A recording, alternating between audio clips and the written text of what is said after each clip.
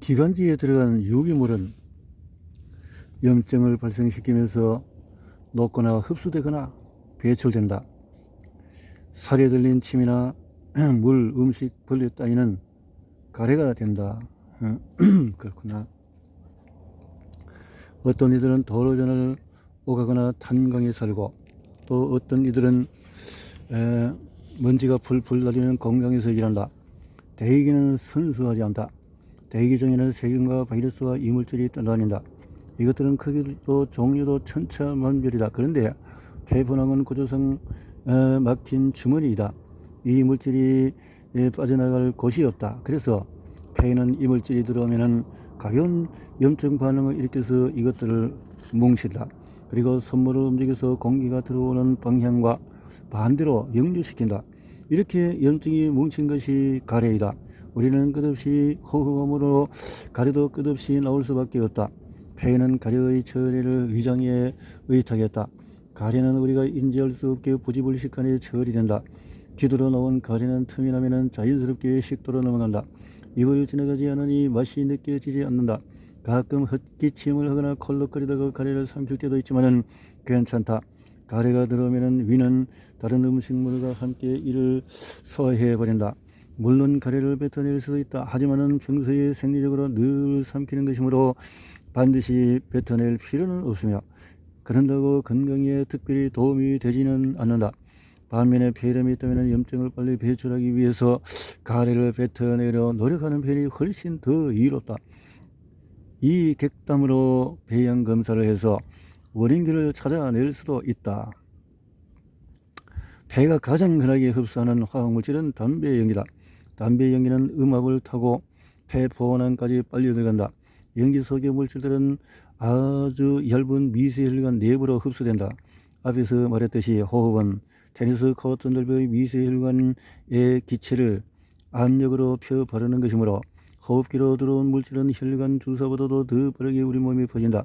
그래서 담배 연기를 들이마시면 뇌에서 니코틴이 즉시 효과를 발휘한다. 대마초 등의 마약류 또한 마찬가지다. 연기는 기관지에 염증을 일으키므로 가래를 많이 발생시킨다. 또 흡연은 미세 폐분황의 화학물질 반응을 일으키는 행위이기 때문에 암 발생 확률이 높아진다. 담배는 포장지에 쓰인 대로 발암물질의 집합체이다. 그 밖에도 성면, 라돈, 크롬, 비소 등의 기관지가 반복적으로 노출되어도 폐암이 유발된다. 이 물질들 또한 대체로 담배에 다 들어있다. 특히 유기물이 불에 탈 때 온도가 낮거나 산소가 불충분하면 그 얼음이 나타난다. 이때 발생하는 것이 이산화탄소에서 산소가 하나 빠진 일산화탄소이다. 일산화탄소가 기관지로 들어가서 혈액과 닿으면 헤모글로빈은 산소보다도 일산화탄소에 먼저 결합한다. 일산화탄소는 산소를 나눠주지 않고 헤모글로빈의 결합 자리만 차지한다. 이렇게 일산화탄소를 몇 번 호흡하면 뇌에 산소가 부족해서 의식을 잃게 된다. 화재 현장에서 발생하는 인명피해는 대부분 일산화탄소 중독으로 인한 질식사이다. 같은 원리로 연탄을 뗄 때에도 시절에 질식사가 자주 발생했다. 담배 연기에도 일산화탄소가 나와서 일시적으로 두통이 유발된다. 전자담배는 연소되지 않아서 일산화탄소가 나오지 않지만 그렇다고 연초보다 더 낫다고 하기는 아직 근거가 불분명하다. 일산화탄소 중독에는 고압 산소 치료를 한다. 순수한 산소를 고압으로 주입해서 일산화탄소를 제거하는 것이다. 그 밖에 호흡기를 통해서 인체에 영향을 미치는 다양한 화학약품도 있다. 대표적인 피해 사례가 가습기 살균제 사태다. 기관지에 들어간 유기물은 염증을 발생시키면서 녹거나 흡수되거나 배출된다. 살에 들린 침이나 음식, 벌레 따위는 폐에 들어가서 가래가 된다. 다만 플라스틱 따위의 무기물은 녹지도 않고 배출되기도 어렵다. 특히 아이들은 후두개의 힘이 약하므로 장난감이나 볼펜 뚜껑, 스프링, 오핀, 견과류, 콩, 치아 같은 것들이 기도로 잘 넘어간다. 이것들은 기관지 내시경으로 제거해야 한다. 철이나 배터리는 부식까지 일어나므로 수술을 해서라도 제거해야 한다. 하지만 기관지 내시경이 개발되지 않았을 때는 이런 이물질을 평생 가지고 살기도 했다.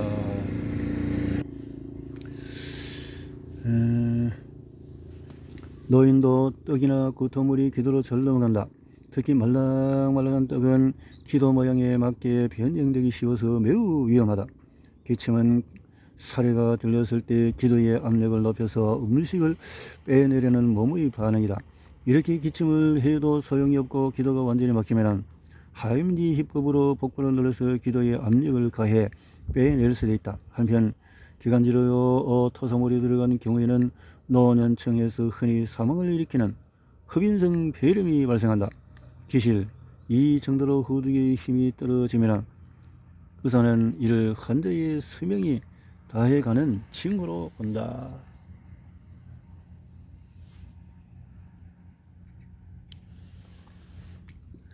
폐에는 다양한 질환이 발생한다. 그래서 폐는 생존의 필수적인 기능의 10배에 달하는 여분 기능을 갖추고 있다. 전식도 폐에서 발생하는 대표적인 질환이다. 전식은 폐의 기능이 떨어지는 질환이 아니라 기관지가 일시적으로 좁아지는 질환이다.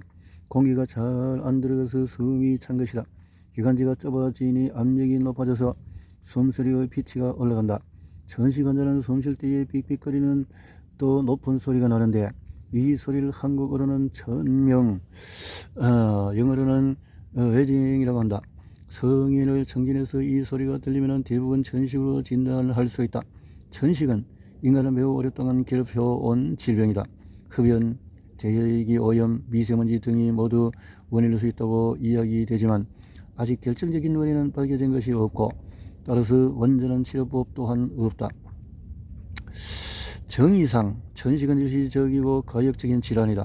평소에는 별다른 증상이 없다가 악화되면 숨쉬기가 괴로워지는데 앞의 환자 사례처럼 속효성 기관지에 확장제를 투여해서 호전을 보인다. 폐섬유화는 기관지가 아니라 폐 자체에 문제가 생기는 병으로 폐fun항이 죽어서 굳어지고 흔적만 남아서 기능하지 않게 된다. 특발성 폐섬유화는 명확한 원인 없이 섬유화가 진행되는 것이다. 안타깝게도 원인 불명이 가장 흔하다. 그 외에 성면 규소, 방사선, 암, 감염 등이 원인이 되기도 한다. 이 병은 특히 광부 등 분진이 많은 작업장에서 일하는 사람들에게 유독 잘 발생하며 당연히 담배와도 연관이 있다. 폐색전증 또한 폐에 생기는 대표적인 질환이다. 폐색전증은 폐 자체의 문제라기보다 폐혈관의 문제이다. 심장은 폐에 정맥혈을 쏴서 폐fun항의 미세혈관으로 공급한 뒤에 맑게 만든 피를 받아서 전신으로 보낸다. 그런데 혈관 어딘가에 혈전이 생기면 구조상 폐동맥에 걸리게 되고 폐동맥은 갈수록 점점 더 좁아지는 형태이기 때문에 혈전으로 쉽게 막힐 수밖에 없다. 이렇게 색전증이 생기면 폐에 혈액이 공급될 수 없으므로 막힌 부분의 폐 기능이 사라진다. 폐색전증을 유발할 수 있는 인자로는 암, 흡연, 음주, 비만, 당뇨, 감염, 심장질환 등으로 일반적으로 혈전 발생과 관련된 요인이 있다. 폐색전증은 혈전으로 발생하는 질환 중에서 심근경색 다음으로 흔하고 치명적인데 혈전이 양쪽 폐를 막아서 폐 기능을 집어삼키면 급사에 이를 수도 있다. 간혹 소설, 출산 등을 마친 건강한 사람이 급사는 원인이기도 하다.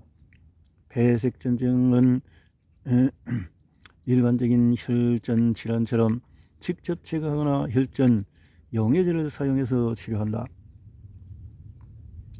폐에는 이렇게 다양한 질환이 생길 수 있다. 그래서 폐에는 생존의 필수적인 기능의 10배에 달하는 여분 기능을 갖추고 있다. 4억 8천만 개의 폐fun항 가운데서 4,800만 개가 기능해도 생존할 수 있다는 얘기다. 폐 한쪽을 제거하고 나머지 한쪽이 절반만 기능해도 살 수 있는 것이다. 게다가 호흡은 기체와 액체 사이의 가스 교환이므로 압력이 걸리자마자 대부분의 반응이 일어난다. 다시 말해서 숨을 아주 짧게 쉬어도 호흡이 가능하다는 얘기이다. 우리는 끝없이 호흡 중이라고 생각하지만 사실 산소 교환은 순식간에 완료된다. 가령 숨을 빠르게 들이쉬고 멈췄다가 아주 빠르게 내뱉어도 숨이 전혀 차지 않는다. 덕분에 수영할 때 수면 밖으로 잠깐씩만 나와서 호흡해도 계속 헤엄칠 수가 있다. 다만 한번 파괴된 폐fun항은 다시 복구되지 않는다. 어렸을 때 폐 질환을 앓거나 암, 기형 등으로 수술을 받으면 폐에 영원히 흔적이 남는다. 그래서 건강검진 때마다 폐의 흔적이 있네요 라는 얘기를 듣는다. 폐가 90% 이상 파괴되었을 때는 폐 이식밖에 방법이 없다.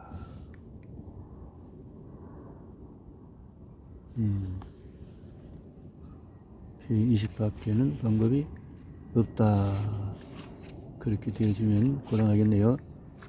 기도는 식도보다 앞에 있으며 주행할 때 목 앞쪽 피부와 가까운 것을 지나간다. 그래서 목 가운데에 구멍을 뚫는 기관 절개가 가능해진다. 이렇게 호흡기에 문제가 있을 때에 응급의학에서는 유사시에 대비해서 항상 자기 몸을 어루만지고 다닌다. 그래서 만지면서 보면 후두의 구조가 어떻게 되어 있는가 하는 것을 보면서 그래서 완전히 풀려있는 경동맥은 맥박이 약하고 심정지가 다 돼가는 이런 상황에서 목에서 튀어나온 부분 아래쪽에 칼을 넣어서 윤상갑 상막을 절개했다. 피부를 열자 붉은 조직이 나왔는데 염증이 섞여서 부풀어 있었다. 박리하자 다행히 연골이 만져졌다. 칼을 쑤셔 넣어서 그 자리를 열었더니 공기가 맹렬히 지나가며 피방울이 튀었다. 칼로 자른 자리를 있는 힘껏 벌린 다음에 튜브를 아래쪽으로 넣었다. 숨이 튀어나왔다. 성공했다. 이쪽으로 공기를 처리하면 되었다. 이렇게요 할 수도 있네요. CT로 염증 범위를 확인한 뒤에 정환자실에 입원을 차려졌다. 처방을 내면서 숨을 크게 몰아쉬었다. 약효가 닿았는지 몸살 기운이 올라오면서 콜록콜록 기침이 나왔다. 이마에서 식은땀을 닦아내었다. 침을 삼켰더니 그제야 목이 아픈 게 느껴졌다. 긴박한 순간이 다 지나갔다. 오늘따라 그 당연한 호흡이 너무나 간절한 사람들이 다녀갔다. 나는 다시금 숨을 크게 몰아쉬었다. 무리 없이 폐포낭으로 산소가 들어오고 폐포낭에서 이산화탄소가 빠져나갔다. 이 모든 상황을 맞닥뜨리는 와중에도 나는 당연하게 호흡하고 있었다. 그러나 아무리 절박하게 원해도 누군가에게는 저절로 이루어지지 않는 것이 호흡이었다. 호흡은 우리가 당연하다고 여기는 것이 실은 가장 소중한 것임을 일깨워준다. 호흡이 잠시라도 불연속적이었더라면 생명체가 남아있지 않았을 것이다. 사람들은 특별한 경우가 아니면은 호흡을 의식하거나 호흡에 집중하지 않는다. 대부분의 순간 숨을 쉰다는 인식조차 없이 숨을 쉰다. 하지만 숨쉬기를 잊어서 사망하는 사람은 없다. 그렇게 산소는 우리가 의식하지 않는 순간에도 우리 몸에 생명을 불어넣는다. 그리고 폐는 숨이 멎는 순간까지 우리 몸에 산소를 녹여낸다.